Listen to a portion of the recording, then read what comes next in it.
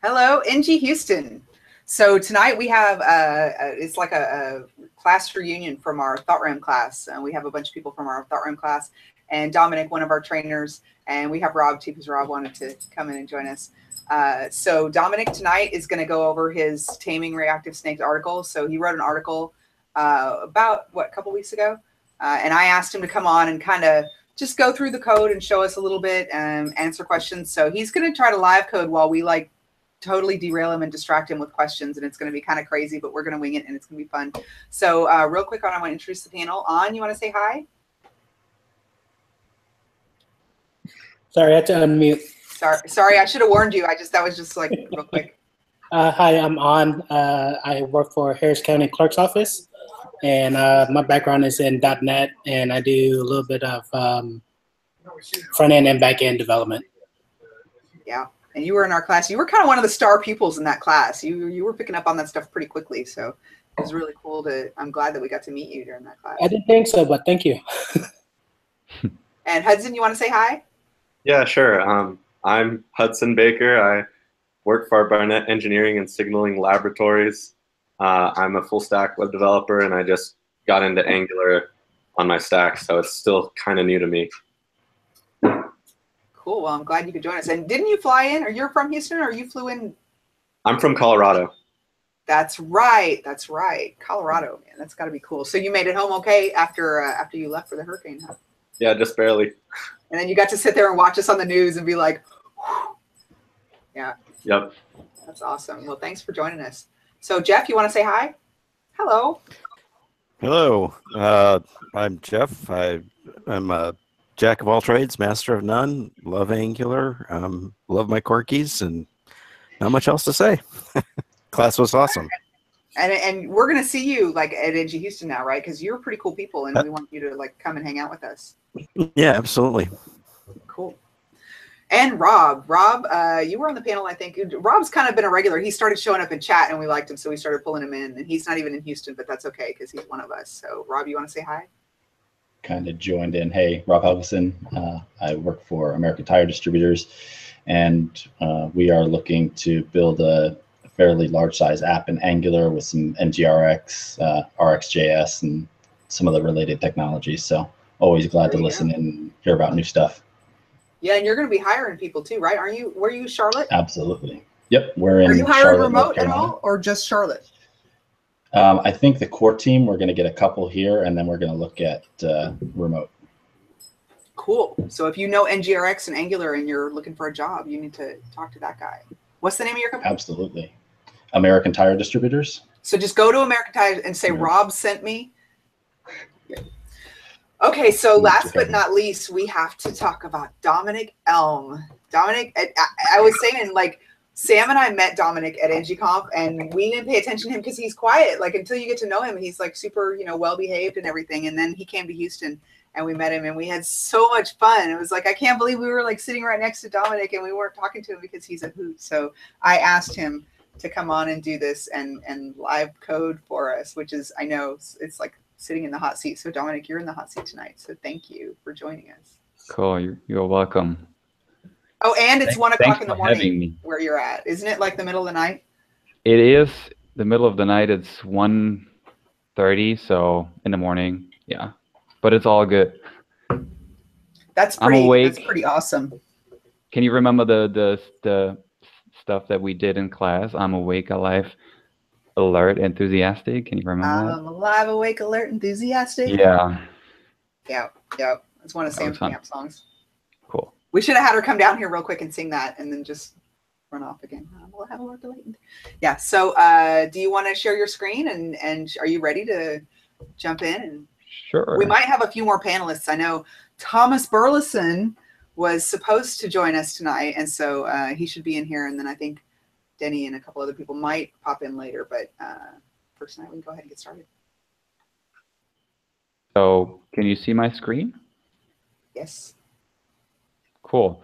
So how should we start? I mean, so this, oh, that's not a good idea, probably. Maybe I do not open the Hangout. All right, so this meetup should be about my blog post, and I wrote this blog post over at the ThoughtRam blog, because I'm essentially a trainer at ThoughtRam. I give trainings all over the world. I have a huge passion for Angular and on all the things on the web, including RxJS and reactive programming. So I decided to write this blog post. And hey, by the way, sorry, you have a class, another ThoughtRam class. You just had an amazing Angular masterclass here in Houston that we were all in, but you have another one in Berlin? Yeah, it's next week from Monday to Wednesday. It's our public class in Berlin, and yeah, it's pretty crowded. Lots of people joining us. It's sold out, yeah. Oh, okay. Well, never mind then. If you don't have a ticket, forget about that. Okay. Yeah, but still, there's probably some classes coming up, and if you ever decide to join one of our trainings, we'll be happy to have you in our class. Yeah, it's amazing. All right, cool. Yeah, so I have a huge passion for reactive programming, and also at the time that I was learning all this stuff, I really had a hard time to wrap my head around it, to be honest, really, and it took me a while, and I really had to get my hands dirty and really implement a lot of things to understand all the concepts and all the operators, because there are just so many operators. So what I decided to do is basically write this blog post that teaches you how to think in a reactive way, because that's the most difficult part. At least for me, it was the most difficult part, to embrace this whole shift in mindset, going from imperative to declarative programming, because, well, imperative programming paradigms are different from functional reactive paradigms, and it just takes a little bit of time and especially to do this fundamental shift in mindset. So what I did, and I also have a huge passion for gaming, and because gaming is fun, it's, yeah, you can kill just time with playing games. And so what I decided to do is implement this blog post where we implement snakes, which is a very, very classic and very cool, fun game from the, I don't know, Atari when was it? Late 70s? I don't know. I think it was the 80s, late 70s. 80s? It was the 80s, yeah. So I decided to implement snakes using reactive streams, but in a way that we don't rely on a single external state variable. And that's the challenge, right? You can, of course, use all the operators and you can set up your observable pipeline, but without, like, often you're in a position or in a situation where you want to store something outside of the pipeline. Just set a variable and say, okay, I don't know, if the snake has eaten an apple, you just store it inside an external state variable outside of the pipeline. But we try to fully avoid this and only stick to operators and observables. So that was my goal. And I think in what I'd like to do for this meetup is basically re-implement the game. So we can go over to my code editor. Can everyone see this? Is it big enough? Should I switch to the light mode?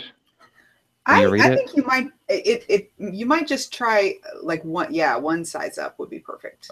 Okay, so I can make this smaller. Is it better? Maybe even one more? Okay, cool. So hey, you can here and I can read it. Say it again. I said I'm the oldest guy here and I can read it. Okay, that's good. Great. Yeah, so my idea is to recreate the code. So I took the code and it's all on GitHub. You can find it. So if you go to the blog post, I think we can just put it in the chat, right? So go ahead, read the blog posts. So this meetup is going to be based on this blog post, and you can find the code. It's right here, right above the table of contents. You can find it on GitHub. You can also post that if you want. You can take a look at the code. I kind of structured it in a way that I have several commits, and the very first commit is the blog post, right? So it has the basic features without restarting, without any additional features.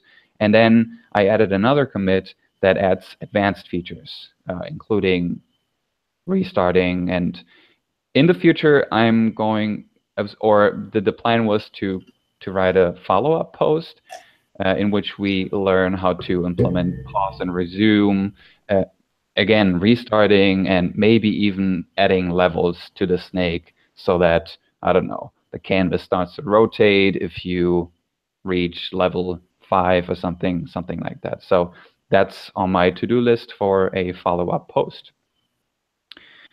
Right, so if I can just say, just to throw down the gauntlet, I made it to level 65. Oh, you mean 65 points? Yeah, no, yeah, 65 points. I thought that was pretty good. That's pretty decent. That's good. How many points? No, I don't even want to. Don't tell me how many points you got in this game, because I'm sure it's way more. Then I won't be so proud of my 65 anymore. Yeah. Okay. Great. So, all right, let's do this. So I removed all the streaming code, all basically the observable pipeline that I've set up for the game, and left everything in that has something to do with the canvas, the rendering, and the utility function, because I think we don't have the time to implement everything from scratch. So, and also it should be about wrapping your head around thinking reactively. Yeah, so I mean, you probably know that reactive programming is a very hot topic in web development at the moment, and especially with frameworks like Angular or React, that really kind of, or especially Angular, that embraces or leverages observables heavily in the core for many of its APIs like HTTP, forms, and whatnot. It becomes, or yeah, so it's something that really is around, and it's really powerful. So it's actually becoming a huge deal in big data as well right now. Yeah, that's true. And do you guys on the panel, because I know I actually did web design for a couple of years before I even really ever thought about programming patterns, design patterns. Do you guys on the panel feel like you understand React? Like it's one of those vocabulary words. I sometimes have to stop and be like, what does that word mean? And I hate to say that because I feel like an idiot. But is there anybody who wants him to spend a little bit of time and talk about what reactive programming means or the design pattern itself? Or are you guys pretty cool with what that means? Hudson? So Dominic, do you mind just real quick, just define reactive for us? Like what is I mean, I know that's a whole meetup in itself, but can you just give us like the quick version of what is reactive design? Sure. I mean, so reactive design is coding with reactive streams, and reactive streams. What I mean by reactive streams is basically observables, right? And an observable is essentially the combination of the iterator pattern and the observer pattern, and plus some things taken from functional programming. So so are you guys familiar with observables, like the basics? Yes. All right. So I think I mean, what do you want me to explain about reactive? I would say, well, one thing that I mentioned this morning when we were talking, and something that Rob just mentioned too in the chat that I think is a really good point, that I wish that I had learned this sooner, that there's this old book called Design Patterns, written by the Gang of Four. And it's like 4 guys, and I can never remember their names. But if you Google Design Patterns Gang of Four, there's this book that's really aged very, very well. It's been out there for a long time. And it really explains a lot about these design patterns, and you can really learn a lot about that there. So I would definitely recommend that. But so for me, my understanding is that the reactive pattern is basically your app. The backbone of your app is this stream of data, and it's kind of event driven. So you're going to have a lot of things happening in this app, and that's why reactive, that's like kind of what the structure is built around. Do you think that's an accurate description? Yeah, sure. So in a nutshell, reactive programming is all about programming with data streams, right? So, and what I mean by data streams is that these are streams of input data, right? So conceptually, when a reactive programming, if you will, is executed, it sets up this observable pipeline that acts upon changes. So whenever something changes, e.g., for example, I don't know, for example, in most applications are very interactive, right? So users can interact with your page, they can click on buttons, they can fill out forms, they can, I don't know, if they click a button, you even have animation. So you have lots of asynchronous events in your application. So, and whenever one of these events happens, pressing a button or pressing a key, your application will react to this.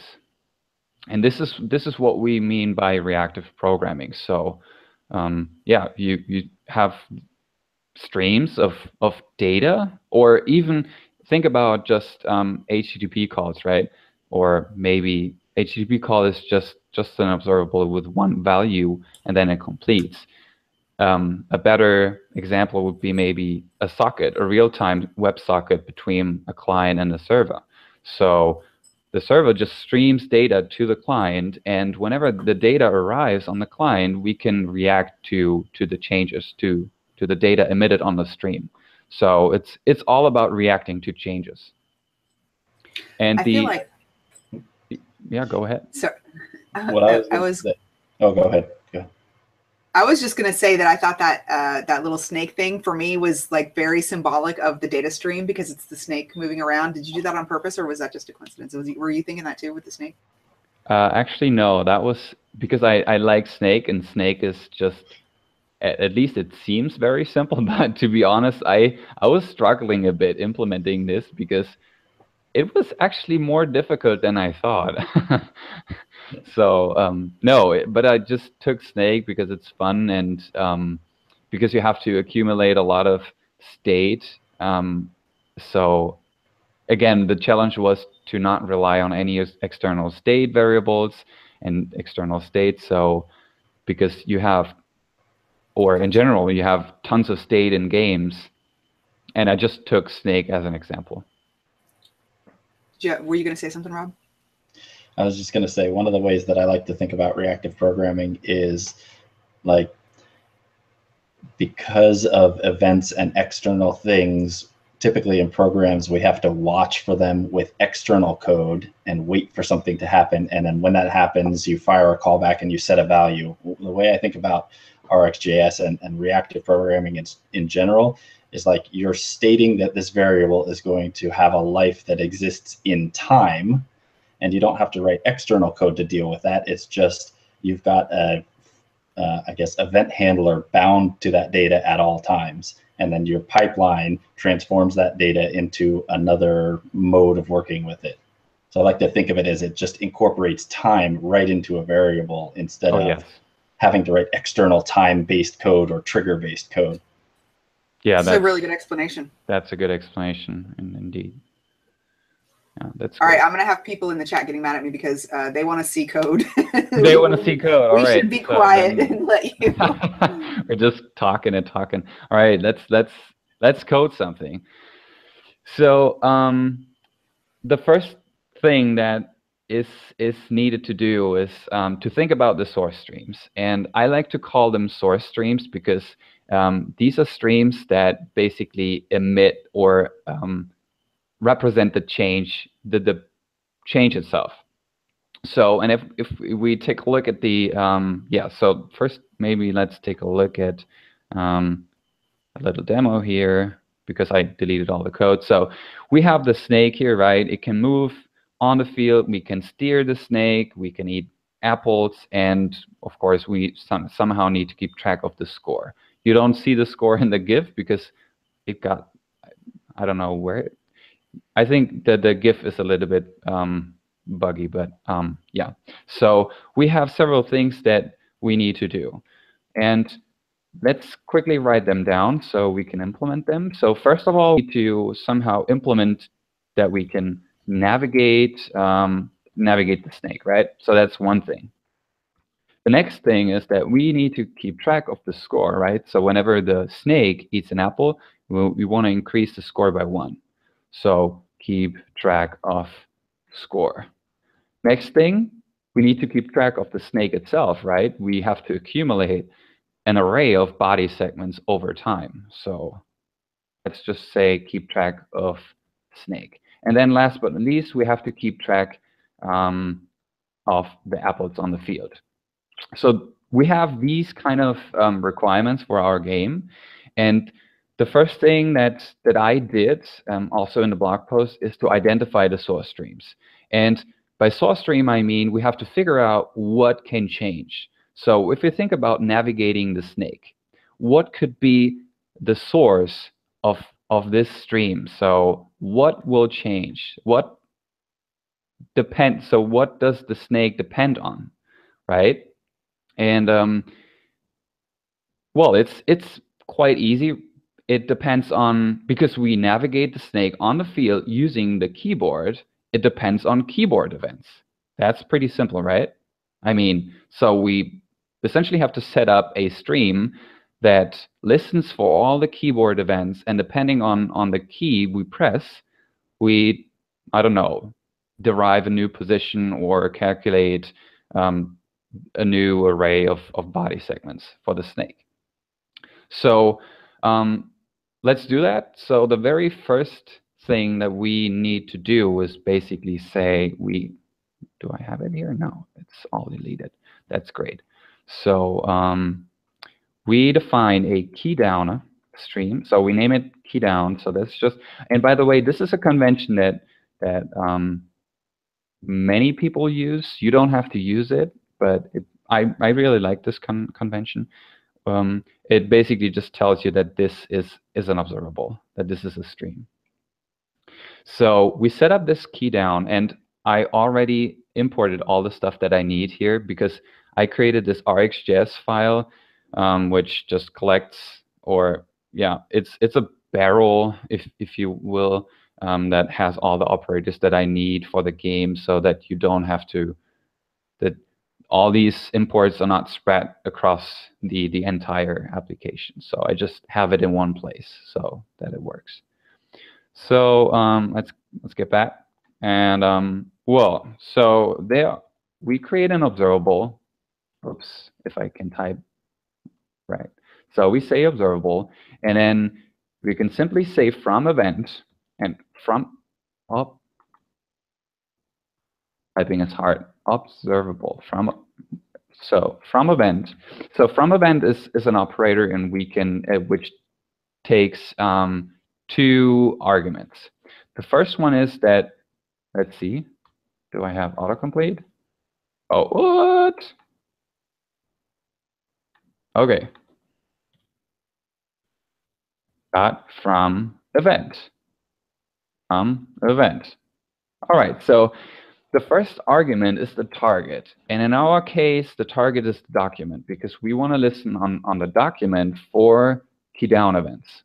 So we say the target is document, and then we specify the event name, which is key down. And that's it already. So that's one source stream that helps us to compose the stream for actually navigating the snake on the field. Does that make sense? Yes. Nothing. Yep. Yes. Okay. We were all muted. Sorry. So again, the key is to come up with the source streams and then compose them together to calculate whatever we need for the game, for example, the game state, right? So first we have to come up with all these source streams and then compose them to build the streams for our requirements itself, because that's just a source string, right? This is something that changes, and the snake actually depends on this stream. So all right, so we have the key down stream, and then let's think about the before we actually implement the wait. So let me think. Should we already implement the snake? I think we could. Yeah, so we could. Let's do that. So all right, so we got the source stream for the snake, and no. Yeah, and this is only capturing key down events, right? But we actually need to come up with, or have to derive, depending on the key that we press, have to derive a direction, okay? And for that, we implement a new stream called direction. So, and this is going to be, so this depends on the key down stream. So whenever we press, oh, what's going on here? So whenever we press a key on our keyboard, this stream here will emit a value. And the value is going to be of type keyboard event. And so we can say key down, and I say whenever there's an event, what is this indented? Yeah, it was. I'm sorry.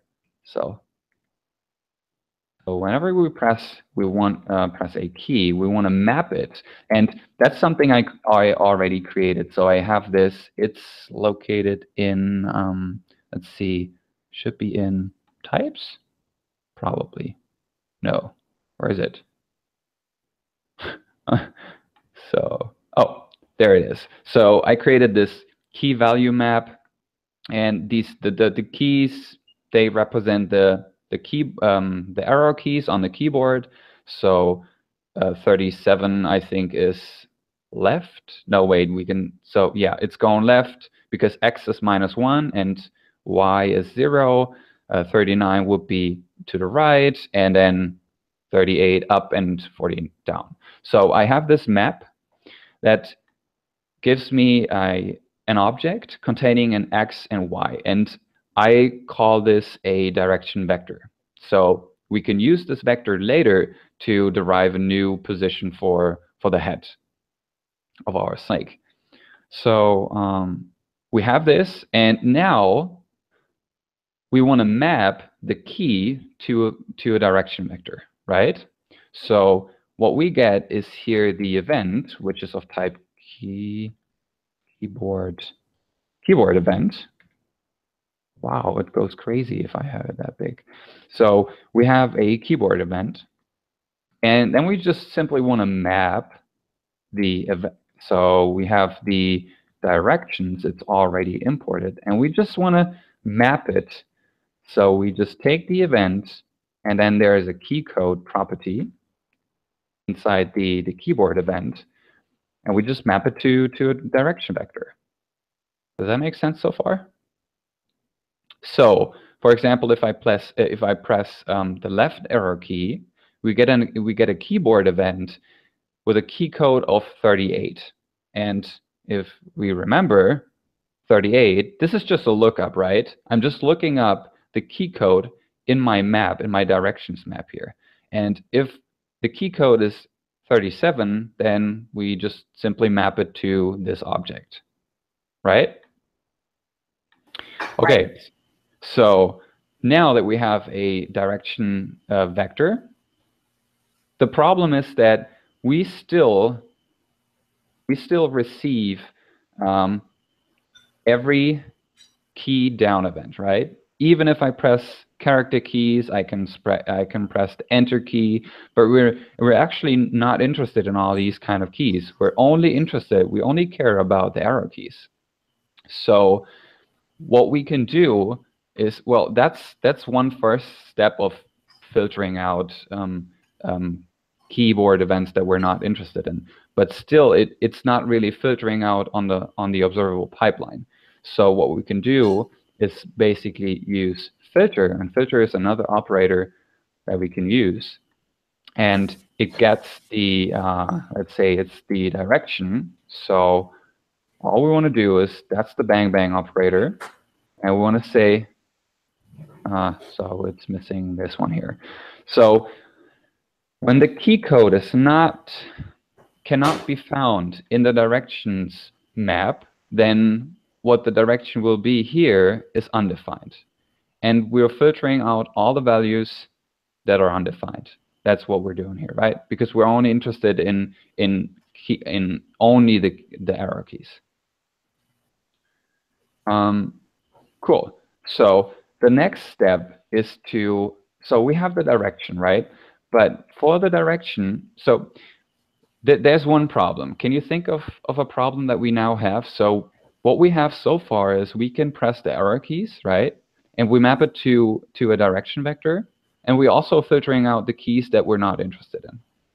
But now think about a scenario. So I'm navigating. Again, the snake depends on this direction stream, right? Because whenever we press an arrow key on the keyboard, we steer the snake. But there's still one problem that we need to fix, which is the snake goes off the side and keeps going. No, just only think about the directions. So think about the combinations that you can click, that you can press using the arrow keys. The snake is not allowed to go backward. Yes, exactly. Right. That's exactly the point. So we want to avoid that we can press, so that when the snake goes to the right, the snake is not allowed to go to the left, right? Basically going into the exact opposite direction. So, and for that, we kind of have to accumulate always the previous direction. And this is the very first. So at this point, we might be tempted to now store it outside of the pipeline, saying, I don't know, we have a last. That's how you would do it in an imperative world, right? So you would have a variable called, I don't know, previous direction. You would assign it always the direction, and then check whether the current direction is equal to the previous one, and if so, you, I don't know, return 0, 0 or something.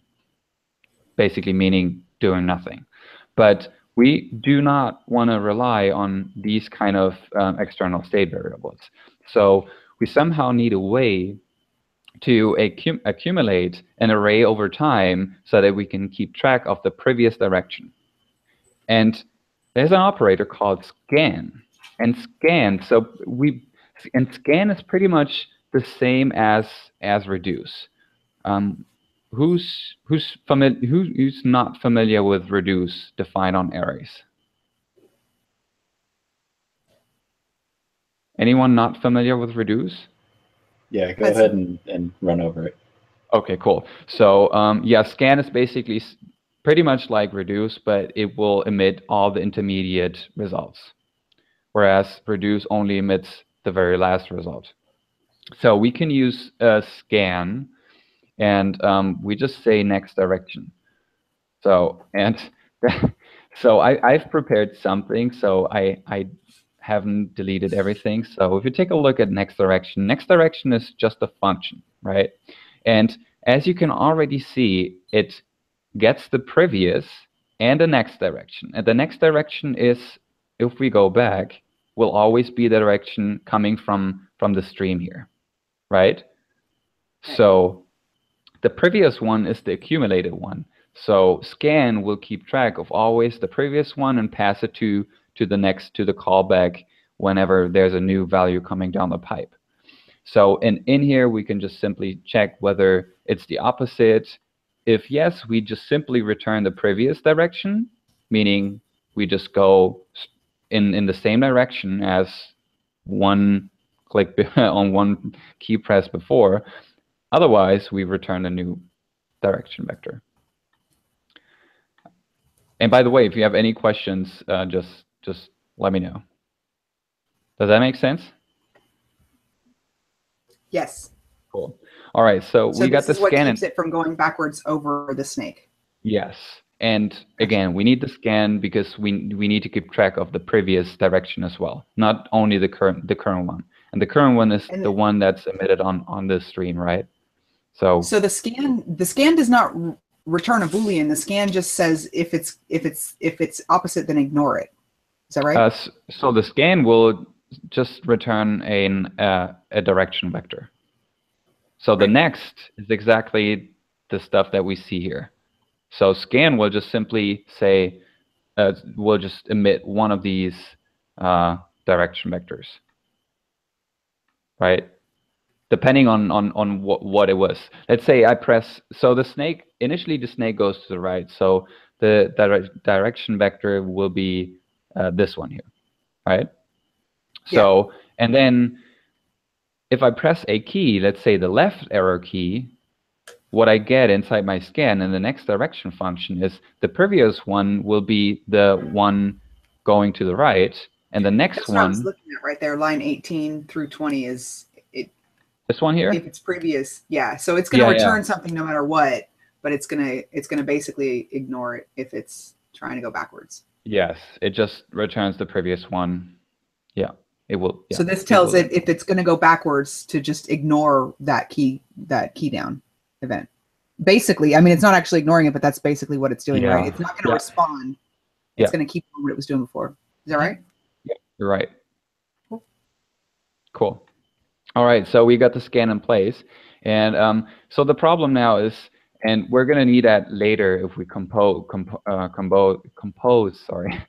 all the streams together, we have to make sure that this stream emits a value right at the beginning, like an initial value, because later we're going to use combine latest, and combine latest takes a series or several streams as input, and all these streams really need to at least emit a value once so that it works. And key down will not emit any value unless we press a key. So, and also we want the snake to go initially, I don't know, to the right, for example.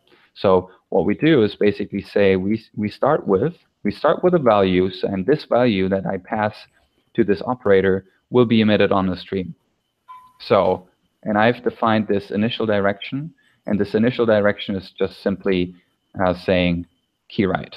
Okay, so initially we go to the right. So that will kick off this stream with initial value, and which will then give us this direction vector for going to the right. Right, and then last but not least, we need distinct until changed.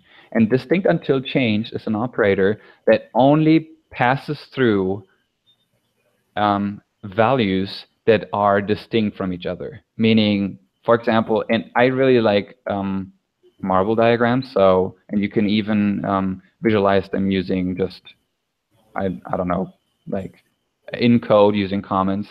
For example, if I have 1, 2, 2, 1, that's my one stream. Let's see, that's my source. And so the result is going to be by using distinct until changed. Just imagine I have this one stream and I've applied distinct until changed, then I would get this as my output.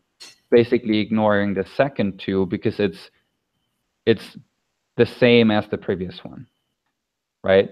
Whereas if I have 1, 2, 1, 2, 1, what I would get 1, 2, 1, 2, 1, because it always only compares the current value that's emitted with the previous one.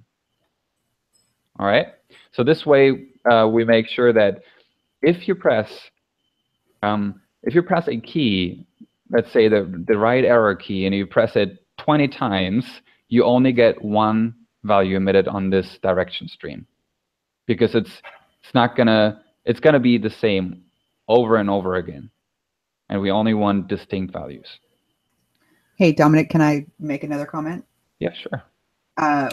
Sometimes when I first start learning something, it's kind of difficult to wrap my head around it. And you explain things really well, but I know this stuff is complicated. So if anybody's watching this and your brain is starting to get a little bit fried right now, I would recommend that you open, because he's following along with his article.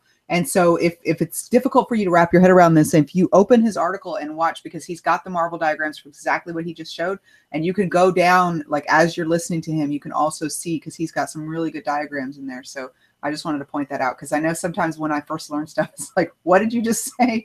And it really helps me to follow along. And That's a good idea. Maybe I just scroll down because I have this cool diagram here. Yeah, because I was just looking at that, and you're doing, all these distinct until change and scan, and it's really cool. So yeah, so in my blog post, I created this marble diagram showing how the direction stream works. So our source stream, our input is the key down stream, right? So which will just emit values for the keys that I press. And you can also see it's not only the arrow keys, but also any other keys on the keyboard.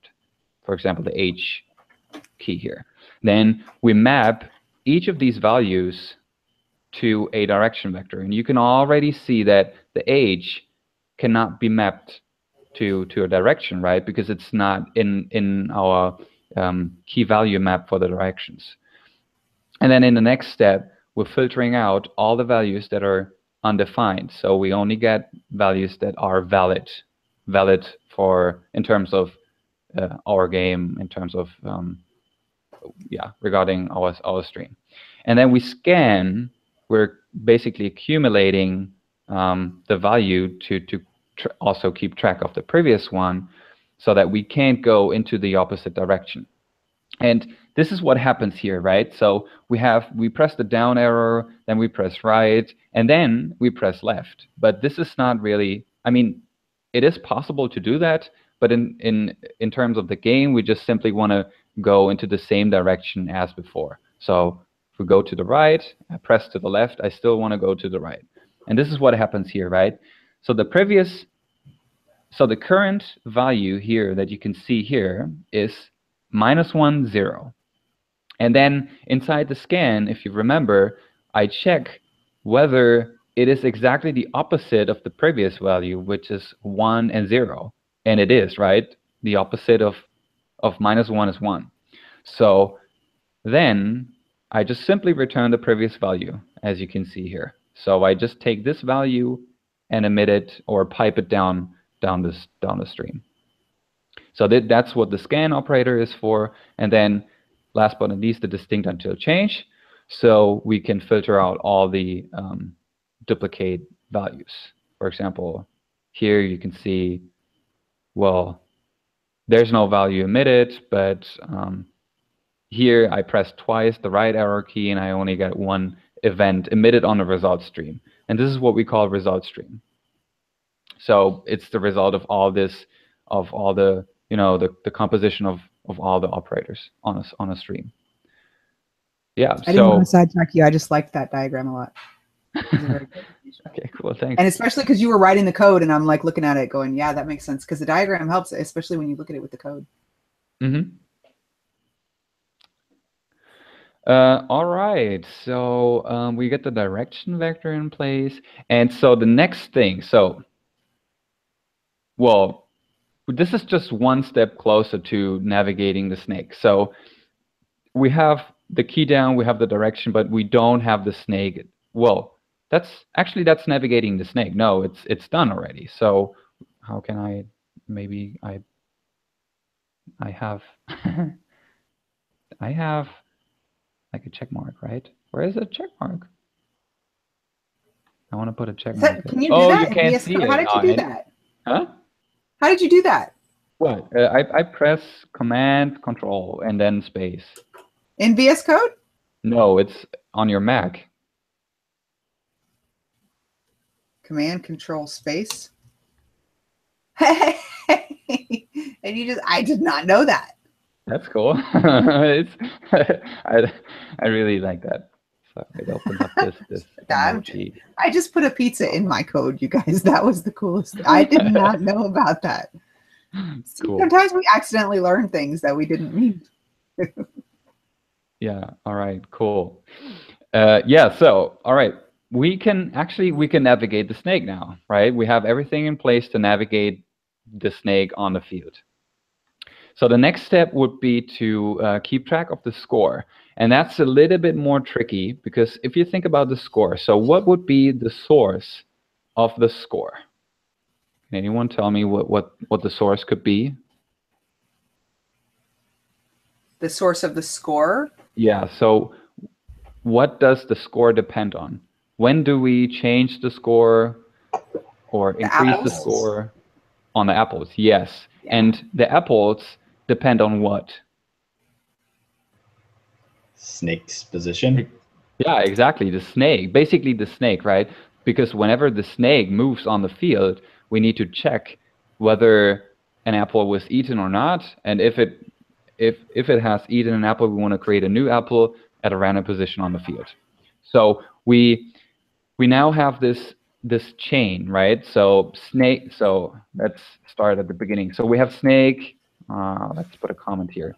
So we have snake, the snake stream, and then we have apples. So apples depends on snake, right? But we said that the length could also depend on apples. But the problem is we would run into a cyclic dependency because now all of a sudden, wait. So let me think a little bit. Right. So yeah. So basically, the problem. So the I think the problem. Ticks. Huh? Snakes, ticks. You did snakes and ticks and apples in your article. Yeah. So let me. I'm sorry. So. Is this where you say behavior subject to the rescue? Because I'm actually really excited about that part because I haven't figured out yet exactly the whole behavior subject thing. Yeah, so that's why I use a behavior subject. And actually, there was like I'm sorry, but I have to let me think. See, so this is what I told you about when you live code and everybody's looking at you and like you forget how to do things that you already know how to do because it's the pressure of all of us sitting here. Yeah, that's what happens. Like I can't even spell JavaScript when I'm sharing my screen. So snake depends. So let's try to figure this out. So we've got is this right? So yeah, so the apples depend on snake. And the snake depends on a tick. We're gonna see that in a second. So yeah, and the snake, right. Is it because you need to decouple the snake's position, the fact that he keeps moving from the score streams? Yeah, that's one reason. So one problem is that if wait a minute. Oh man, I'm really sorry. So let's see. Well, let us talk through it because this is kind of how we learn too, right? So what's the problem right now is that we have to figure out the score. Yes, we need to figure out the score, right? And you went through this and because you told us in the beginning that this turned out to be more complicated than you thought. So what happened when you wrote this the first time? Like you were just bebopping along and everything was fine, and then all of a sudden you had a problem because the score. So I did the same thing. So and I think I wrote it in the article, but I started with the same kind of idea, so that I base my my score on the Apple stream. But the problem was that I then ran into this cyclic dependency, and so I kind of had to solve this problem by using a behavior subject. So like a standalone broadcasting mechanism that I can use to notify my game that there was a collision, and depending on whether there was a collision, I can increase the score.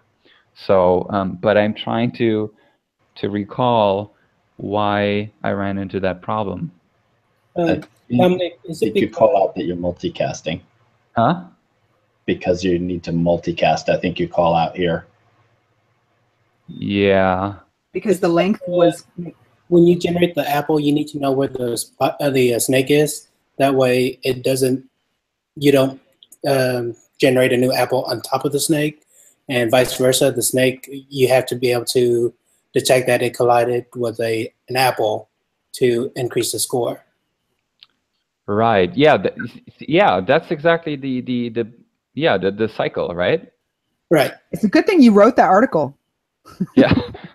Good. Yeah. Yeah. That's exactly right. So we have this cycle, right? So and we somehow need to solve this, and so my approach was to come up with something that decouples this cyclic dependency, and so I created. So we can use a subject for that, right? And a subject is well, I like to call it a broadcasting mechanism, or more precisely, it's multicasting if you want. But so RxJS offers different types of subjects, and a subject is basically just a class, or yeah, so a subject is basically just a type that combines the observer interface and the observable interface. So we can produce new values, but at the same time we can subscribe to it and get notified when there was a change, when there's a new value emitted on the stream, right? So Can we stop for a minute? I don't want to keep interrupting you because I know there's a lot more and I want you to get through all this, and I hate to keep stopping you, but I also know we have a lot of beginners in our group and beginners that watch this. So I want to make sure, because this is something that I'm still trying to wrap my head around, the whole behavior subject thing. Mm-hmm. And I want to check in with the panel and see, did you guys understand what he just said? A little bit? Yes, no, maybe? Yes. Cool. I mean, Yes. Maybe I can explain it very, very quickly. So so this is an observable, right? So we can have an observable, I don't know, of one value, and I can subscribe to it, right? So and then I get notified when this event. This is going to be synchronous. So if I console log, I just see this one in my console being logged out. So, but I have no way to actually. There's no way I can produce values on the stream, and that's what the subject is all about. Because basically, do I have a slide for that? So that's basically what the observable is. So the observer interface looks like this. So we have that's the observer interface, and we just simply have, it's just an object that has a next property, which is a function, right? It has an arrow. So like, let me make sure I understand this. So pretend you have like an HTTP call, right? And when the HTTP call comes back and you're going to get some result, that's going to trigger your next, right? So the behavior subject basically says, forget about the HTTP call. There's nothing going on. Like, I'm going to tell you when to trigger next.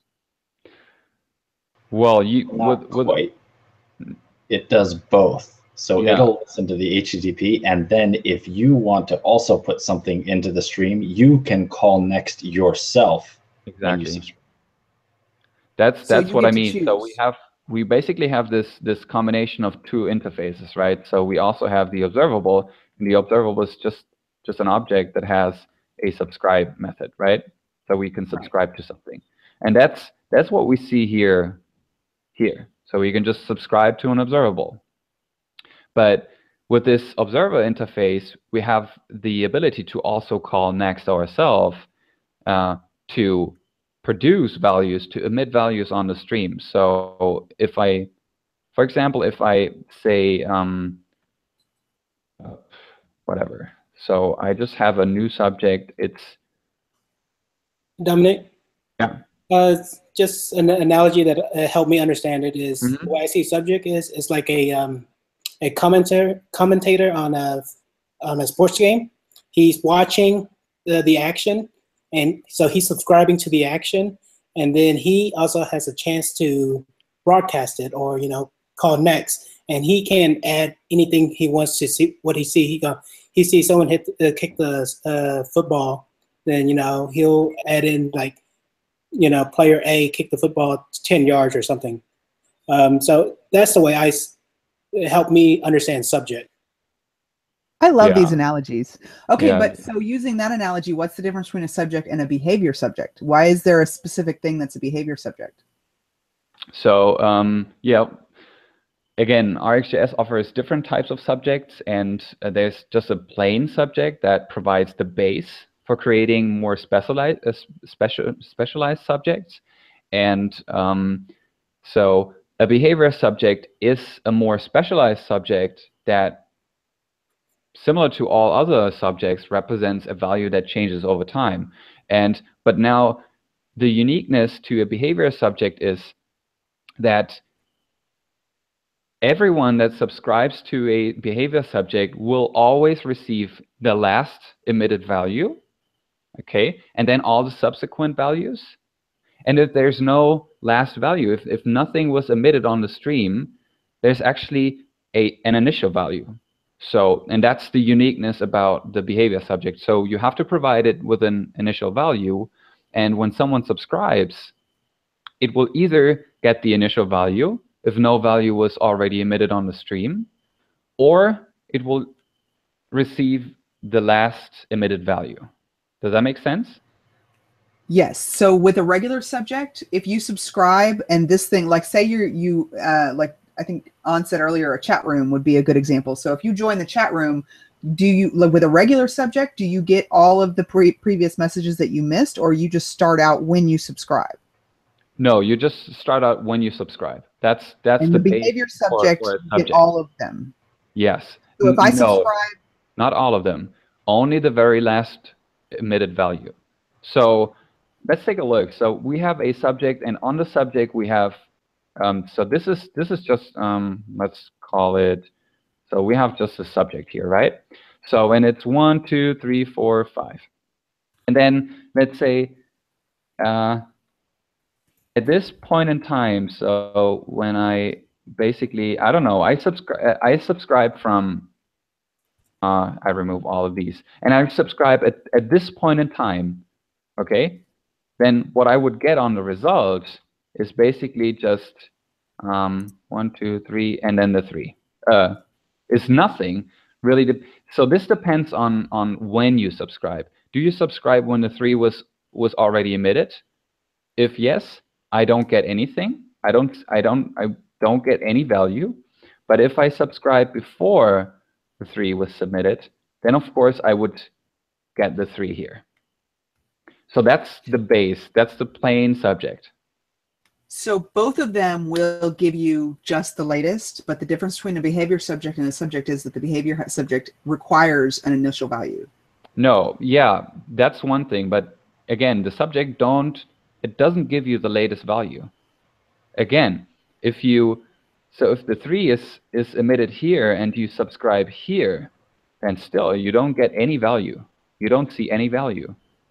Until 4 pops up later. Exactly, until something comes here and then I see the 4 emitted, right? Gotcha. I will receive and that's the for 4. both of them. You don't get any historical. You only get No. So the behavior subject now. Let's have the same thing here, and then I don't know. I subscribe. Let's say comes later, and I subscribe here. So then what the result is gonna result. So then what the result is gonna look like. At this point I subscribe, and the behavior subject will always give me the latest emitted value. So in this case I get the 3, or let's say I subscribe a little bit later. Okay, so I get the 3 because that's the latest emitted value on the stream, and then I receive all the subsequent values as well. So in this case, I will also get the 4. So that's the difference between a behavior subject and a subject. And now, again, the uniqueness is that a behavior subject also takes an initial value. So if nothing was, let's say the initial value is 1 here.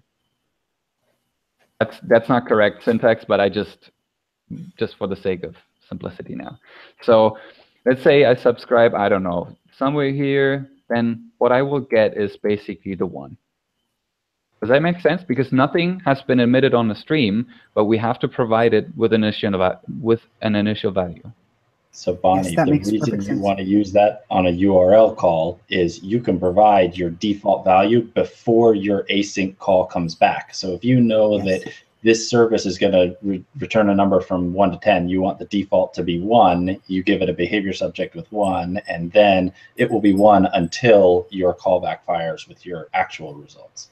Mm-hmm. That's awesome. Thank you. And I'm sorry for everybody who already knew that, but I had seen that behavior subject and I just wasn't clear on that. So that's perfect. That's a very good illustration. Yeah, there are some other subjects that you can use. You can use a replay subject, which you can specify the numbers of values that are replayed upon a subscription, and yeah, subjects are pretty powerful. It's pretty cool. So all right, let's continue. So we wanna implement the score, right? And we need to solve this cyclic dependency, and for that we can come up with a broadcasting mechanism using a behavior subject. So I implement this length because now what I will do is basically, depending on the length of the snake, I will increase the score or not. So when the snake grows in length, I know that there has been a collision, and hence I can increase the score by 1.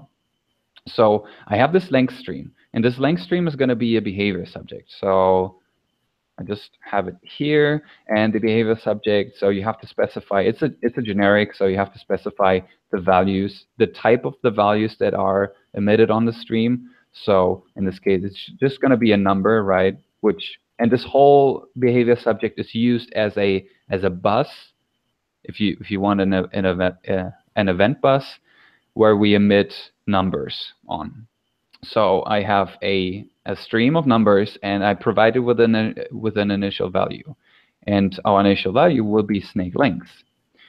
Snake length is just a constant that, well, stands for the initial length of the snake, which is 5. So the snake starts with 5 body segments.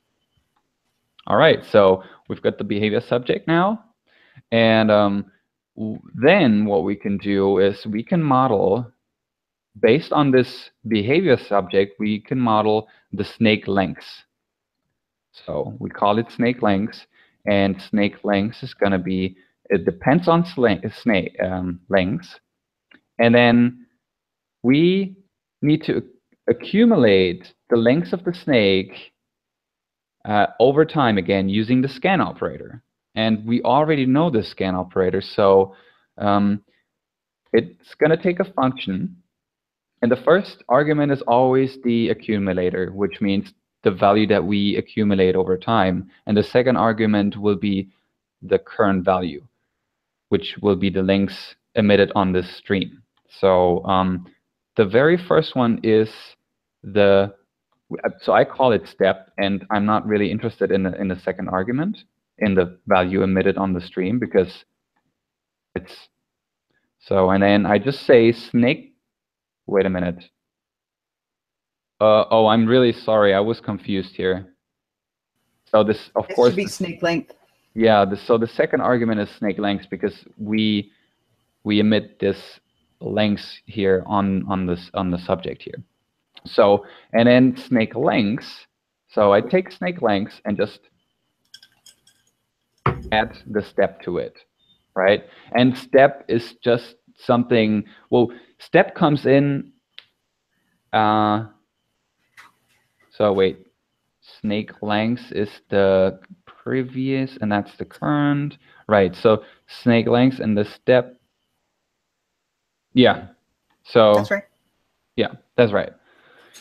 So, and then one last thing. So let's not worry about so in the article I already explained, because I'm using the share operator to make this, to share this stream, because I'm using it in multiple places. But let's not worry about this at this point. Let's add it when we really need it. Okay, so I got the snake lengths. And so is this easy to follow? Because it's very, very difficult. It's nothing I can just simply execute in the browser, because we really have to set up everything. And then, well, I could show you the outcome of all these kind of streams, but yeah, it's nothing really visual at this point in time. No, this makes sense. Okay, cool. I know it could be difficult to just follow when someone else is coding, but I hope it makes sense. All right, so, and then we can actually implement the score. So, and the score depends on the snake length. So whenever we emit something on this subject, this stream receives values as well, and then we accumulate the length of the snake here. And then whenever the length changes, all we want to do is basically, again, just use scan to accumulate the score, because we want to add 1 over and over again whenever the snake eats an apple. So what we want to do is we get the score. We're not really interested in the length, because all we care about is that when this stream emits a value, we want to add, I don't know, 1 to the score, right? So we don't care if the snake length is 5 or if it's 6 or if it's 7. We just want to know when this emits a value, we want to say snake length. So wait, sorry, it's the score. And we just want to say score plus points, which is, again, a constant that I've defined, plus points per apple. So we have a constant value that we're always adding, which is 1. So this is configurable as well. All right. So, and then, of course, because this will not emit any value at the beginning when our application starts, so we have to make sure to use start with, again, because the score needs to be initialized at the beginning, right? Oh, I removed it.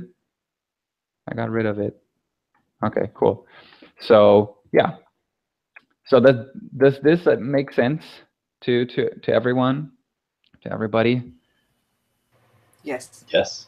Yeah, Well, All this right. goes back to where we were trying to avoid that collision. Exactly. So now we have a like a decoupled mechanism that we can use. So we have this behavior subject, right? This subject that we can emit, that we can next values on, that we can emit values on, and it is decoupled from all the other streams, right? It's just a standalone bus that we can use to notify our game that, well, there has been a collision or something, right? Because depending on whether there's been a collision, oh, now I remember what the problem was. Yeah, I can show that once we implement the apples stream. Okay, cool. All right, so we've got, oh, I want to copy this. We got the score. Cool. So now the snake is going to be very, very simple. So we already have like the most difficult parts in place, and now we need to keep track of the snake. So the snake, what is the source of the snake? So what does the snake depend on? Remember, the snake is moving on the field, and it's actually moving. Depends on the direction. Yes, it depends on the direction. That's correct. And the And key. it would also depend on the snake length, right? Because if you remember, we use the snake length as a broadcasting mechanism to tell whether there's been a collision or not, right? So Right. We're going to see that later. So it depends first on the direction, then on the snake length, and then the source stream is going to be an interval because our snake moves over time. We want to move the snake by, I don't know, 10 pixels every 200 milliseconds.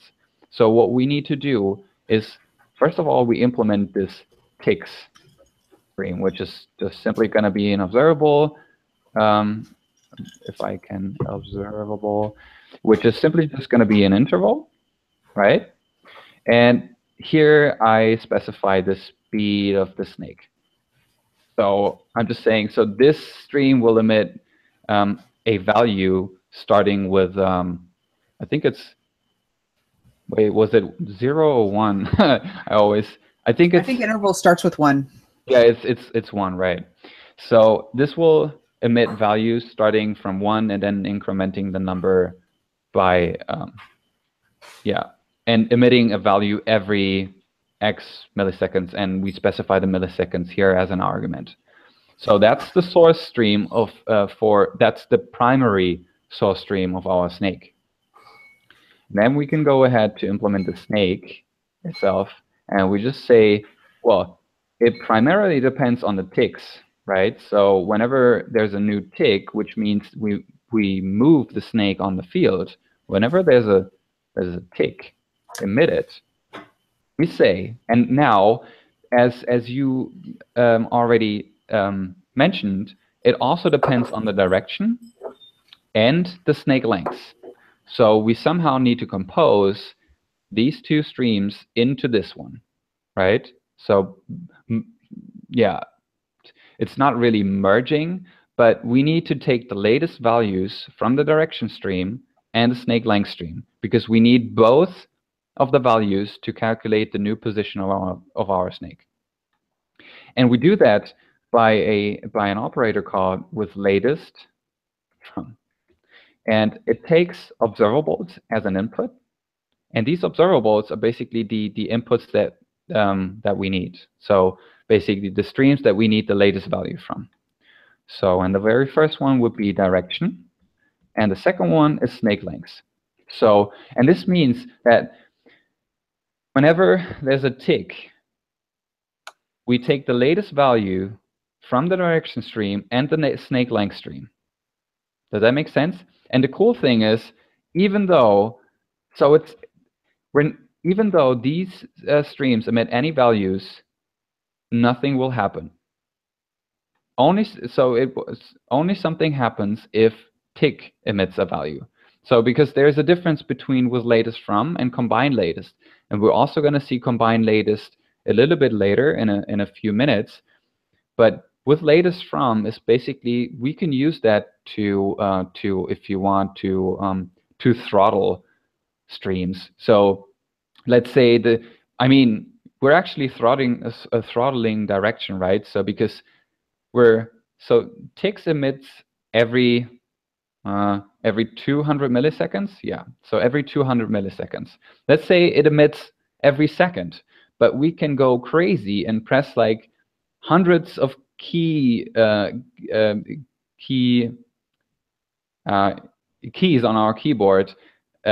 Like we can press 10 times the right arrow key. I'm sorry, I'm stuck at explaining. It's late. I'm sorry. What are you saying? You can keep pressing it, it's not going to go faster? Right, it's not going to go faster because we're basically saying we only want to, so the primary stream is the ticks events. So the ticks events emits every, let's say, every second. So let's say this is every second, right? And now let's say the direction stream emits quite more frequently than the tick stream. Let's say this one emits like this, right? And the result, in our case, the desired result should be only this. Getting a value when the tick stream emits something, right? And then taking the latest value from this direction stream. We don't want to call the result. We don't want to emit values on a result stream when either of the streams emit. We're only interested when the tick stream emits a value. Does that make sense? It does now that you showed us like that. Yes. Okay, because we're basically kind of throttling all these kind of, because they could emit more frequently, and we're, yeah, again, only interested in the ticks events and just taking the latest values from the inputs here. So we're taking the latest value, and it's pretty cool, this with latest from operator that takes as a last argument a projection function.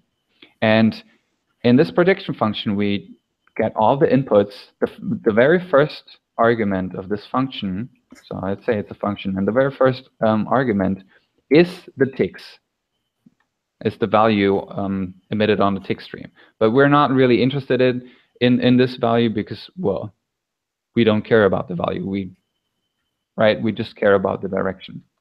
So the second one is direction, and the last one is the snake length. That's going to be interesting here. And then what we want to do is basically just returning an array, right, with the direction and the snake length. That's it. Because if we don't provide this projection function, then what will happen is we will get an array of all the values, including the ticks, right? But we kind of get rid of the value of the ticks, and we just simply, because all we care about is the direction and the snake length. And that's why we use this projection function. Okay, cool. So now we got an array of the latest values of the direction in the snake length stream, and then we can use scan, because again, it's all about, and that's the beauty of it. We can use scan all over the place because we always have to accumulate values over time. So we have to keep track of the latest position of the snake. We can't just simply only calculate new positions. We always need the latest position or the previous array of all the body segments to derive a new position, right? That's why we always use scan. And here we can simply say I've prepared a move function, and so the second argument to scan is an initial seed value, which is basically just an initial value.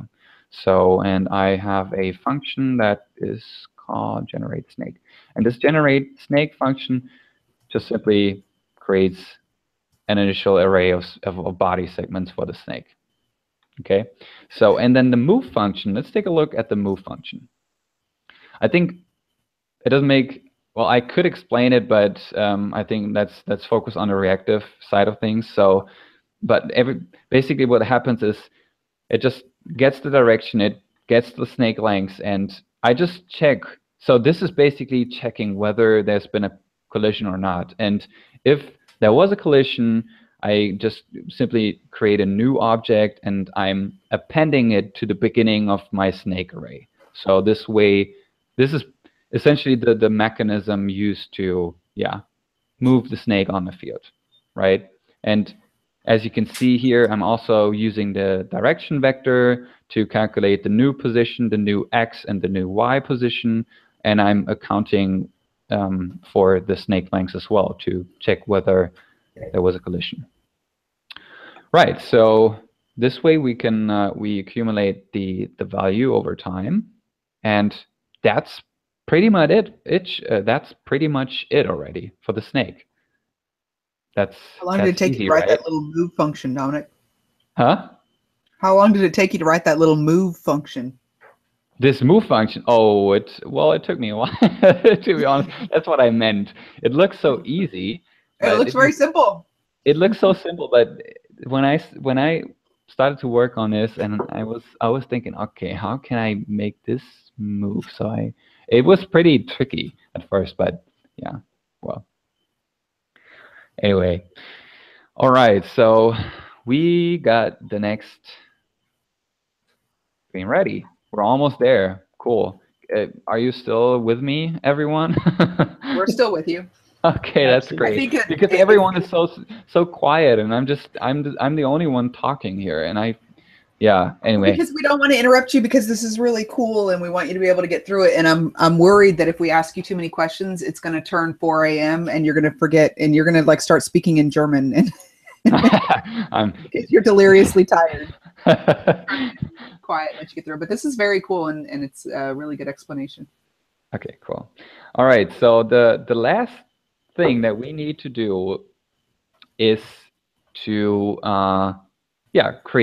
keep track of the apples. And that's also very simple because we already know all the operators. So we can go ahead and say, all right, this is our apple stream. Well, we can call it apples. I think apples is better. So we have the apples. And what does apples depend on? Again, can anyone tell me what the apples depend on? Snake length. The score. No. Why would you say the score? Sorry, the score depends on the apples, and the apples depend on the snake, right? Because if the snake collides with an apple. Yes, exactly. So the apples depend on the snake. At least that's the way I implemented this. There's probably other ways, and I'm definitely not saying this is the only way and this is the right way to do it. It's just something that I came up with, and if anyone has a way to improve this, I'd love to see it. Really, I'm also just learning this, right? And it's pretty fun. So yeah, that was right. So the apples depend on snake, because if you think about it, the snake moves, right? And whenever the snake moves, we need to check whether the head of the snake collides with an apple, right? That makes sense.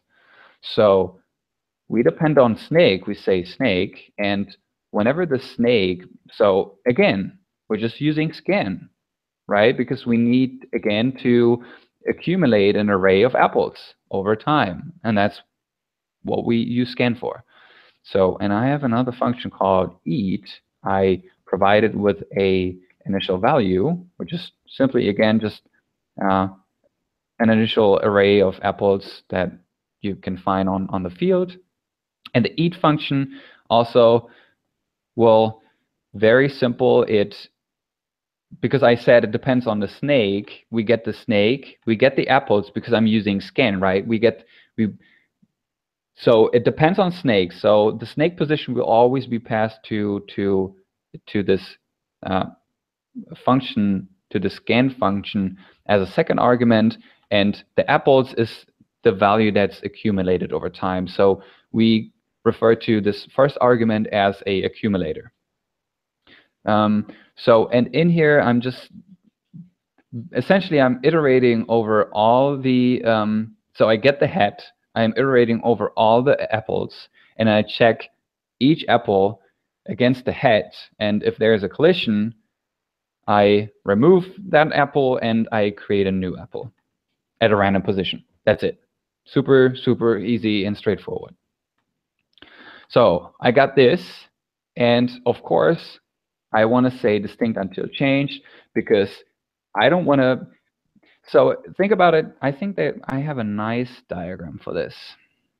Oh, I forgot to show you the diagrams. The diagrams are pretty cool. See? Links. Ah, I forgot it. Anyway. They are pretty cool diagrams. I like those arrows too. Oh yeah, see, maybe we should talk. Should I talk about them, or should I just skip over them? I mean, honestly, you're the one who's up in the middle of the night. I'm not going anywhere, so you can talk about whatever you want to. Yeah, I don't know if the panel has to get bored. Oh, we love this. I just feel bad because we're keeping you up and this is in the middle of the night. But if you're cool, we're cool. It's fine. So I think one thing that we maybe take a look at is this snake, because it's like there's a lot happening here. Again, so the tick. No, it's starting with a 0. Yeah, of course, makes sense. Starting with a 0. Yeah. So that's what I meant to say. So we have this tick stream. It emits a value every x milliseconds. In our case, it's 200 milliseconds. We take the latest. So every time there's a value emitted on the tick stream, we take the latest values from direction and the snake length. So for example, see this? I pressed down, I pressed right, and then down again. But I only get one value here on the result stream here when the tick's value emits. So see, always when the tick's value when the tick stream emits a value, I get a value on the result stream. So taking always the latest values from these input streams. Yeah, that's pretty much it. All right, so let's take a look at the apples. Do I have a diagram for that? Oh, I don't have, because apples is so easy. Okay, yeah, anyway, so the problem is that snake emits quite frequently, every 200 milliseconds, and I check it, and if I wouldn't be using distinct until changed and my snake does not collide with an apple, then I would always get values emitted on the stream, right? Does that make sense? Because the value is always going to be the same. It's going to be the same array if the snake does not collide with an apple, because only in that case I return a new array. And I only want to get values when the snake really collides with an apple. Okay? Yes. Cool. All right. At least I get some feedback. That's good. Well, we normally stay muted, but yeah, that makes sense.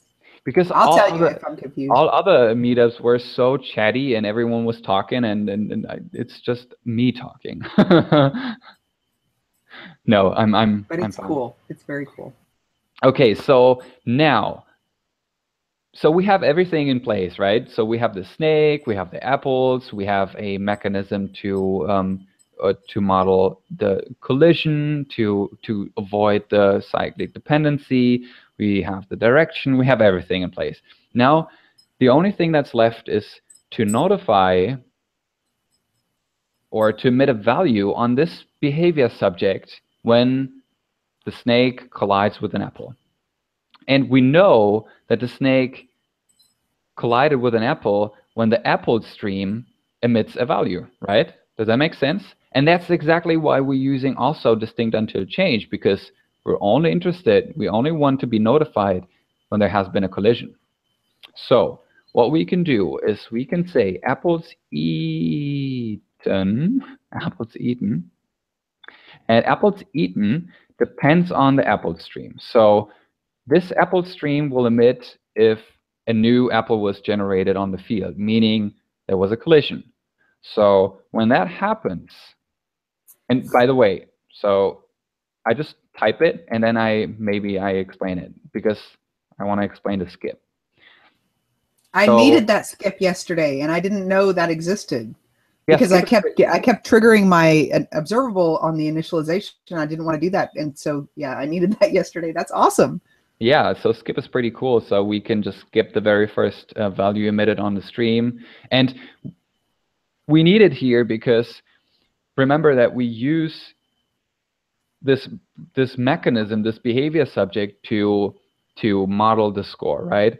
And this stream will immediately emit a value, because we get the very first tick, and then this would already emit a value, meaning that we would end up increasing our score right at the beginning, and we don't want that, right? We only want to increase the score if there has been another collision and not the very, very first initial setup value emitted on the stream. That's why we're using skip here. And then I'm using do, and do is a special operator that does essentially no transformation on the stream. So it has, you can use it for side effects, and then so it just gets the value, but it doesn't really transform the observable pipeline, because normally each operator returns a new observable with a different behavior, right? And do does nothing, essentially. I mostly use do for, I don't know, for debugging. You can put console logs there. what I usually do is just say console log, and then I see at what the value is in at different spots in my observable pipeline and these kind of things. But in our case, we want that do operator, because what we want to do is basically use our behavior subject and produce a new value. And we produce points per apple. So when the snake collides with an apple, we broadcast or multicast an event on the subject to notify the streams that depend on this subject or that essentially subscribe to the subject, and so that we can increase the score. Okay, does that make sense? And so there's actually no one subscribing to the stream, and so observables are lazy, right? So you actually have to tell them to start working, and that's because no one will ever subscribe to this apples eaten stream. We have to manually subscribe to the stream to activate it, right? So that's pretty much it. Does that make sense? Yes. Yep. Awesome. Does it work? We're almost there. No, it works. So the whole game works, but now we have to combine everything into a scene and then render it out to the canvas. I'm getting kind of nervous because when I code, I always just keep refreshing it. And you've written all this code, and then when you fire it up, I'm going to be like... I know. Well, usually I also code, and then I take a look at the browser, and essentially I started with the rendering already, and I had the snake, and I painted the snake, and then I kept going and in baby steps and moving forward.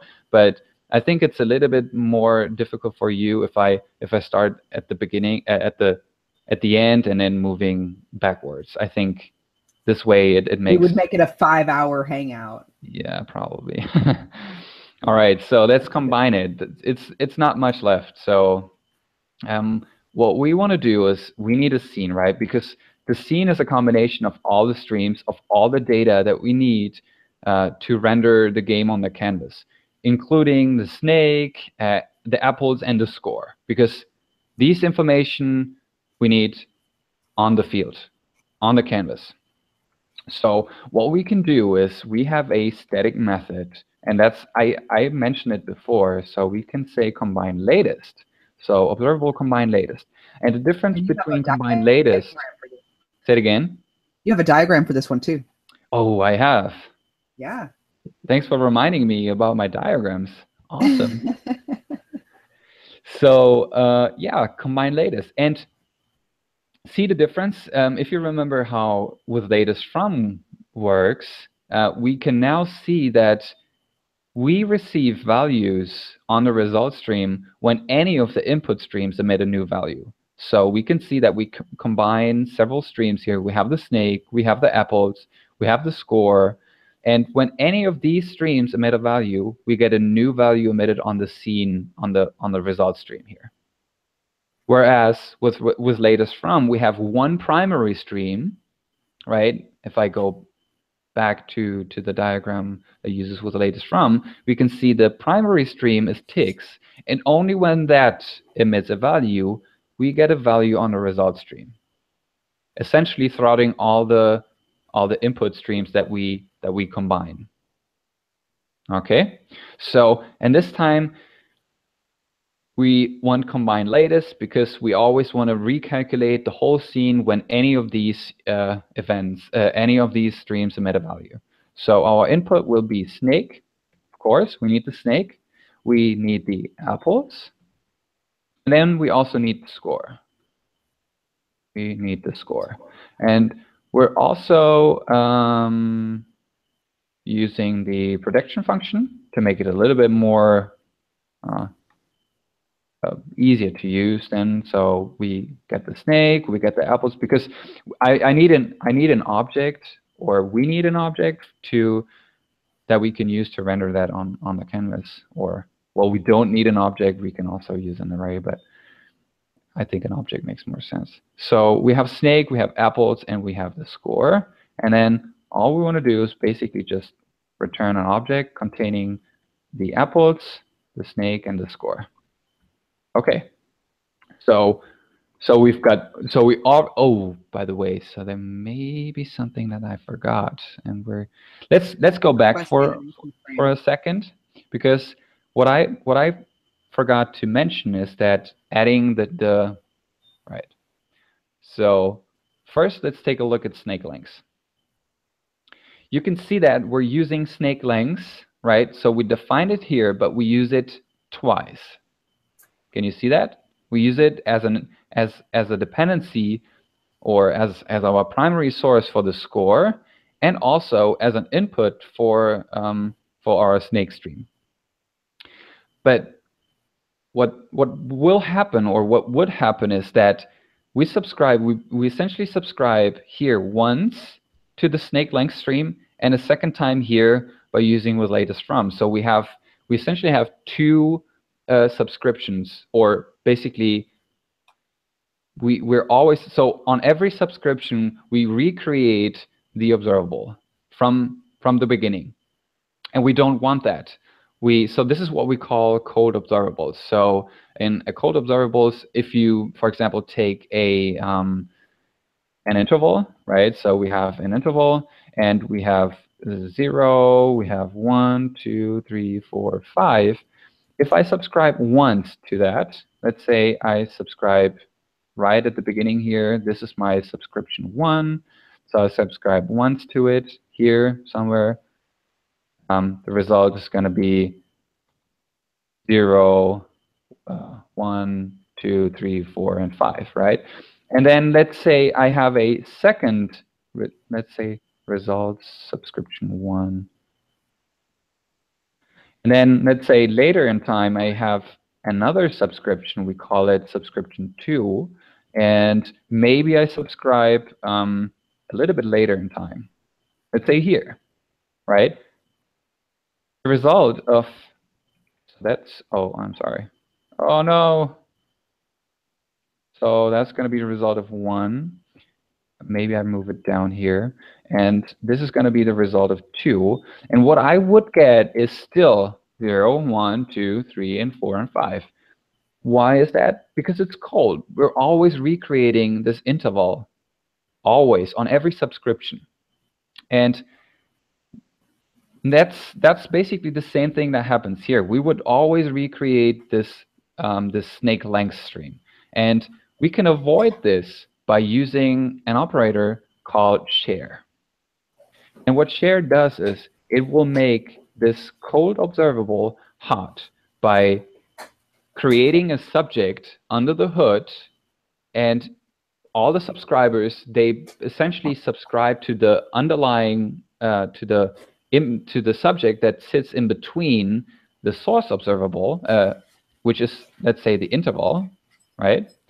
So what happens is you could think of it as there's a subject in between the subscriptions and the source interval, source stream.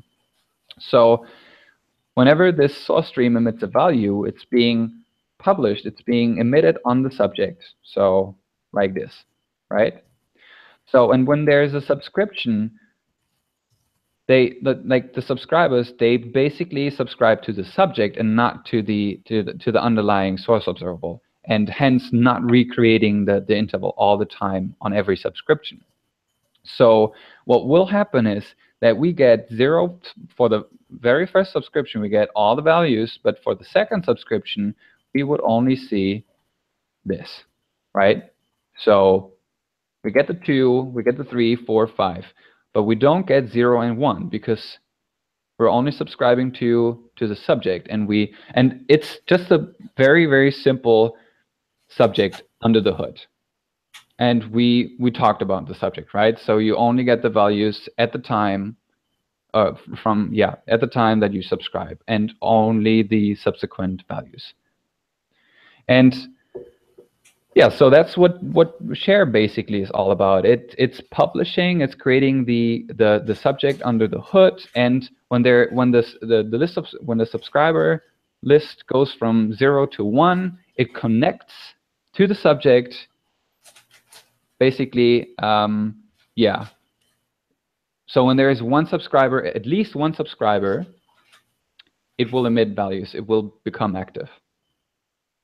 Does that make sense? Yes. Okay, cool. All right, so we use this in 2 places. We also, for example, it is the snake, right? Because we use it for our scene and for the apples. So you probably also want to share this one so that we only have one subscription to, or not always recreating this snake stream. And also maybe the apples, because we're using it also twice here. So we've got the apples here for the apples eaten and also for the combined latest. And yeah, so that's it. All right. So that's something I really wanted to show you as well. All right, so Hey, we've got this. Sorry, because I was confused, and I was talking in the chat. I was confused because earlier you said the behavior subject would only pick up the last one, and then you said this one gets all of them. And so I asked, can Rob, can you unmute for a second and just explain what the difference was and why one of them returned all of them and one of them only returned the most recent one? Sure. So what's happening here, as Dominic was saying, is each time you're subscribing to that observable, they're fully independent of one another. They don't know about each other, and that's called being a cold observable. Mm-hmm. When you use the share operator, it under the covers inserts a subject in there so that every other subscribe doesn't create a whole nother one. It just kind of joins in on that same subject, but it joins in at the point at which you or that observable subscribed in. Mm-hmm. So it's just like jumping on a radio wave as it's going by, right? You don't hear what was passed, but everybody who tunes their radio into that at different times picks up from a different point going forward. It's a terrible analogy, but hopefully. No, I really love it. It's great. That's awesome. Thank you. And that's correct, Dominic? Yeah, that's 100% correct. That was really a great explanation. Go ahead. I think the length stream is the behavior subject, whereas talking about the snake length, it was just a regular observable. Yes. So it's not going to have that behavior subject. Yeah, so that might be confusing. That's true. So because we're using share, we kind of get rid of the behavior of the behavior subject. So it kind of, yeah. So Hudson said, whenever you use an observable as the main source for another observable and you don't want it to resubscribe, you use share. Is that right? Yeah. Well, don't use share all over the place, because it's really just use it when you really need it. There are other. So for example, I don't know. For example, in applications, probably a good use case is, so there's also share replay, another operator that uses a replay subject under the hood. And for example, if you have an HTTP call and you want to cache the latest value of the HTTP call, right? So you have this service, this HTTP service, I don't know, a wrapper around the HTTP service, and every time you call this function that performs an HTTP request, you maybe want to just simply return the cached value instead of always reperforming the HTTP request. And for that, you could use share replay, for instance. I got you. Yeah, see, it's easy to explain it to us, but explaining it to us and making sure we understand it, that's hard. Yeah. Yeah, so, but really, really great explanation on the share.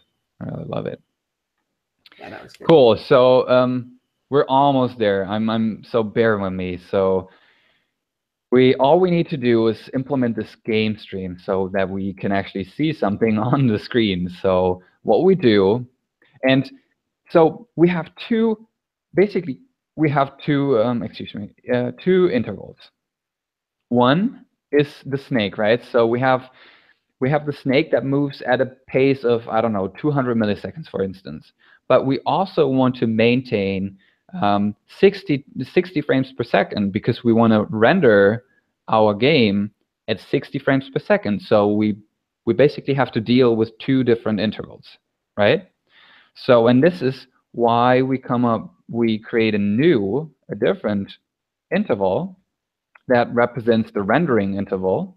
And we just simply say it's going to emit a value every, so FPS should be 60, so divided by 1,000 should be 16, right? So every 16 milliseconds, this interval will emit a value. So, and that will maintain 60 frames per second. And another cool thing is that while it may be a problem that wait, I lost my, what did I wanted to say? Right. So there's a second argument to many operators, and you can see it here, which is the scheduler. All right. So what is a scheduler? And a scheduler is basically a mechanism to schedule some task to be performed in the future. Does that make sense? So there are different schedulers that we can use. For example, the request animation frame scheduler. And so the main problem is that JavaScript is single-threaded, right? And we want to really maintain maintaining performance. And so the worst case would be that we prevent the browser from doing anything because it essentially locks up. In other words, I don't know, the browser may be, I don't know, doing some processing and all these kind of updates, but it can't really update as fast as we want because the logic for the updates is taking too much time. So, and we can basically ask the browser for the right time, so that, no, wait, I'm explaining this really, really bad. I'm sorry. Right. So let me do it all over again. Your article says we can use request animation frame, allowing the browser to line up work and perform it at the most appropriate time. Yes, that's a good explanation. I was missing the words. It's good you wrote that. That was pretty good. I wrote that. I'm sorry. Yeah. So right. So we want to line up the work, basically, essentially rendering the scene at the most appropriate time, because we don't want to lock up the browser, preventing it from doing anything. And you probably know that when your browser really freezes, and all of a sudden, at least Chrome will give you this pop-up telling you that, well, you have to kill it, right? Because it kind of it died because it couldn't perform all the updates. Yeah. So what we want to do is basically we want to use the request animation frame scheduler. So request animation frame, not this one.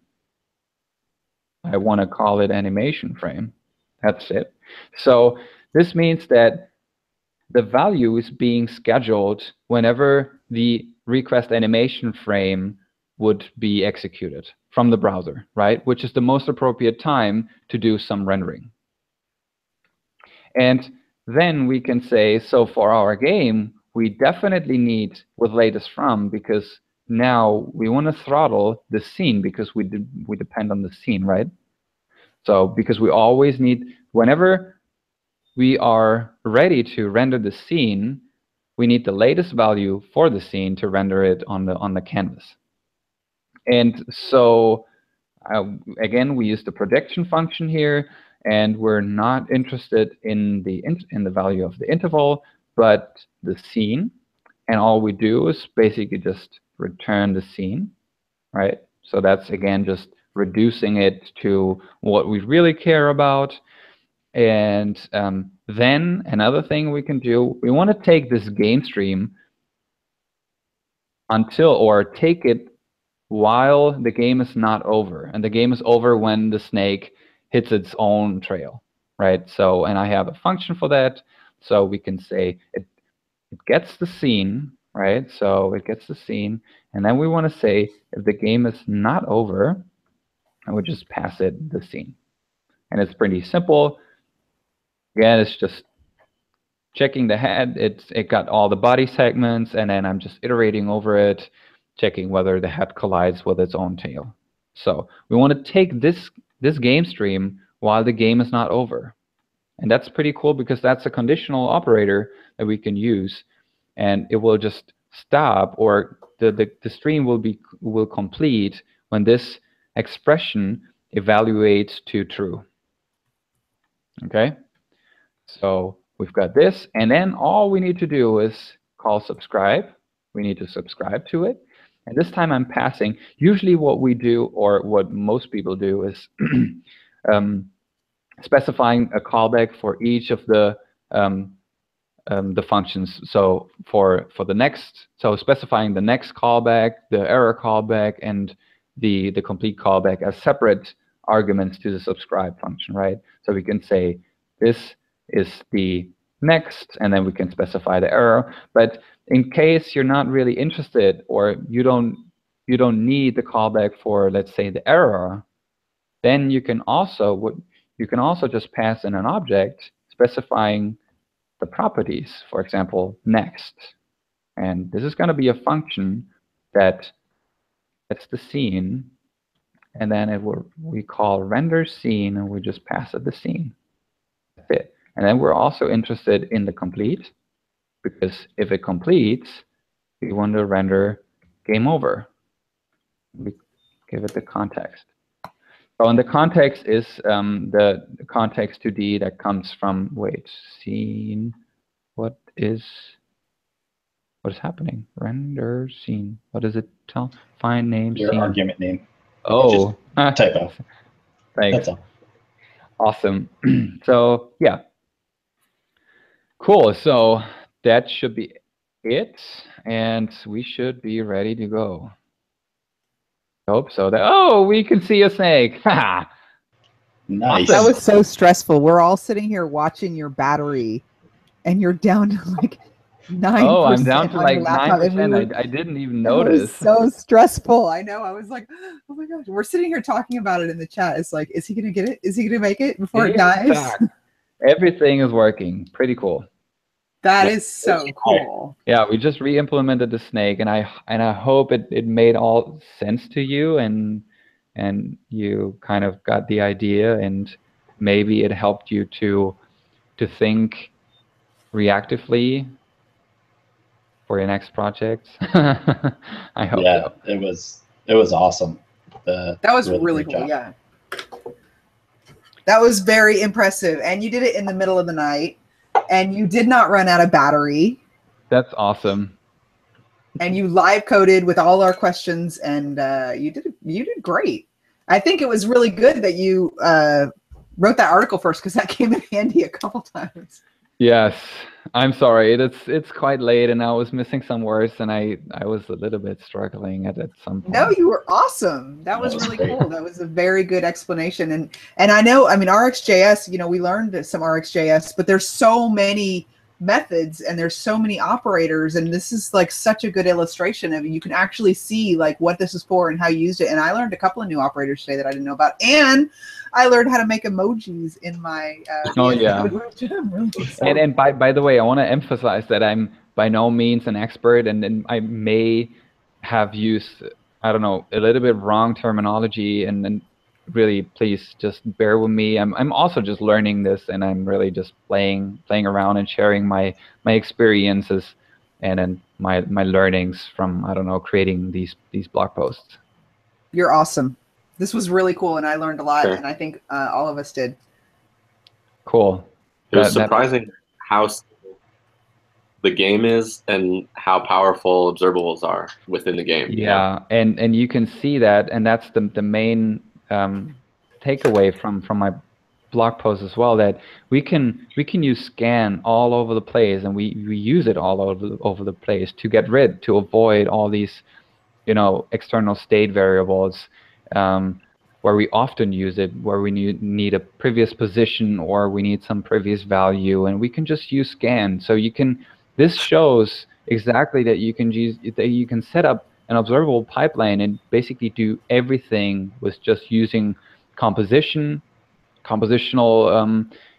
composing streams and setting up this pipeline using these operators. It's so powerful, it's flexible, and I just love it. That was awesome. We love you. And I think we should all give Dominic a round of applause, because that was so cool. I think we're so much over time, I guess. No? We are. It was worth it. It was worth it. And we actually have more people watching the stream now than we did earlier. So I don't think anybody minded you going over. I think that was awesome. You did a really great demo. So thank you so much. And we'll go ahead and leave it here, because I know it's way past your bedtime, but that was awesome. Thank you so much. Come back. No, anytime. don't worry about that. Thank you very much for having me. I had a lot of fun. It was nice to actually live code this and try to explain everything. Oh, by the way, we got everything. Just to be here, it needs to be complete. Okay, cool. Awesome. All right. Thanks for having me. Thanks, everybody. Good night. Bye.